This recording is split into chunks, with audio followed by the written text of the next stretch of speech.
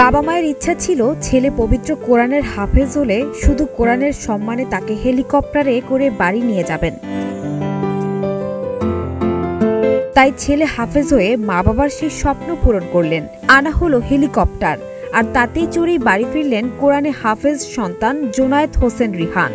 লাগবে এই হাফেজ হইতে আমরা আমাদের মনে ছিল যে এই হাফেজ হওয়ার সাথে সাথে আমরা হেলিকপ্টারটা নিব এই কোরআনের সম্মানই করব।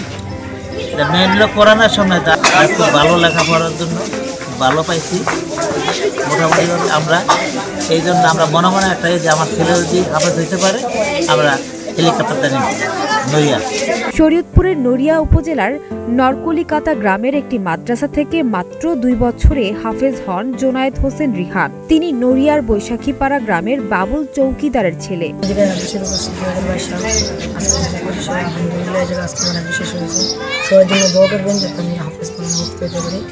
বাবার জন্য দোয়া করবেন, নানার জন্য দোয়া করবেন, জন্য দোয়া করবেন। আর এই প্রতিষ্ঠান মধ্যে জীবনে ফাউন্ডেশন এই মাসেও তারা করতে পারে, তার জন্য সবাই দোয়া করবেন। 21 নভেম্বর জুম্মার নামাজের সময় মাদ্রাসা কর্তৃপক্ষ তাকে সংবর্ধনা জানান। সংবর্ধনা শেষে নিয়ে যাওয়া হয় একই উপজেলায় তার নিজ বাড়িতে। কোরআনকে সম্মানিত করার জন্য আমরা বিশ্বাস করি তাকেও আল্লাহ সম্মানিত করবেন পরকালে, এবং আমরা যারা তার সাথে আছি আমাদেরকে আল্লাহ তাআলা সম্মানিত করবেন। সুবহানাল্লাহ। অল্প সময় হাফেজ হয় সন্তানের প্রতি সন্তুষ্ট হয়ে বাবা মা তাকে হেলিকপ্টারে চড়িয়ে মাদ্রাসা থেকে বাড়ি নিয়ে যান। এ সময় এক আবেগঘন পরিবেশ সৃষ্টি হয়। তাকে বিদায় জানাতে ভিড় জমান মাদ্রাসার শিক্ষক, শিক্ষার্থী সহ এলাকাবাসী। এ সময় তার গলায় ফুলের মালা পরিয়ে সম্মানের সাথে হেলিকপ্টারে তুলে বিদায় জানানো হয়। প্রথম কোন এক হাফেজকে হেলিকপ্টারে নিয়ে যাচ্ছে তার বাবা, খুবই খুশি আমরা।